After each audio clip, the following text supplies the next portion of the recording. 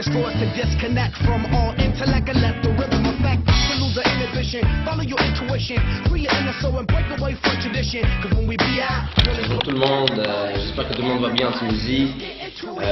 Ici il fait très chaud, il fait 22 degrés, donc presque l'hiver pour Tunis. Donc je me présente, mon nom est Khalil, je suis président CEO de Hixo.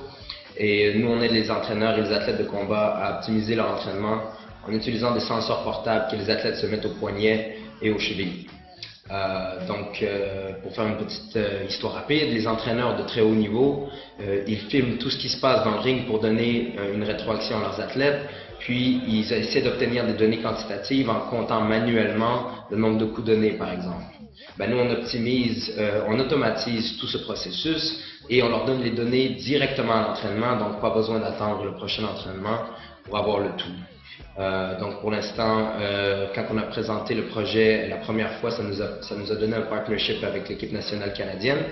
Et là, présentement, on est en contact avec USA Boxing pour aller tracker l'équipe nationale, les essais nationaux en vue des Jeux olympiques de Rio.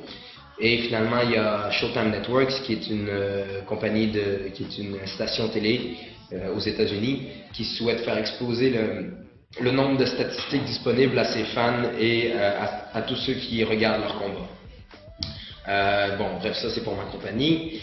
Et là, je vois qu'il me reste 30 secondes pour fleurir le 2 minutes, donc je vais me dépêcher.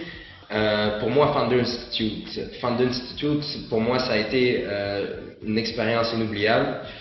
Je le vois vraiment, Founder Institute, comme un réseau de bonnes réponses à beaucoup de questions que j'avais. Et en tant qu'entrepreneur, je suis sûr que vous le savez aussi, tout le monde a des réponses à des questions. Le problème, c'est choisir les bonnes des mauvaises.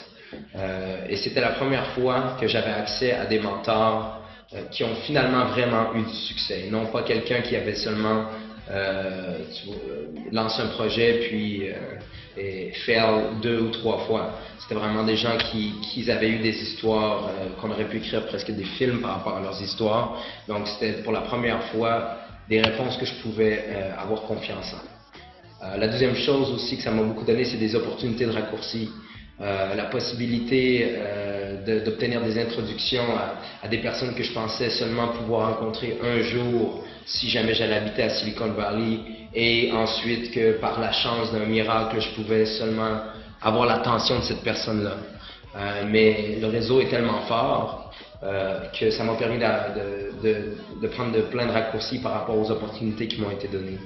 La dernière chose que ça a fait aussi, c'est que je me suis toujours demandé de mon côté, comment les gens travaillaient à Silicon Valley, pourquoi eux étaient capables de faire ce qu'ils faisaient, puis ailleurs, on avait tant de difficultés à le faire.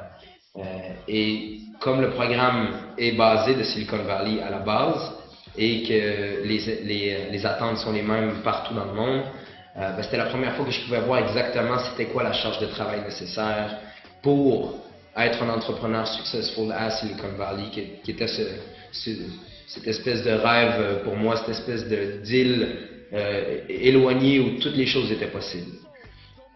Donc voilà, je m'arrête ici parce que j'ai déjà dépassé d'1 minute et demie le temps que Emna m'a dit que j'avais.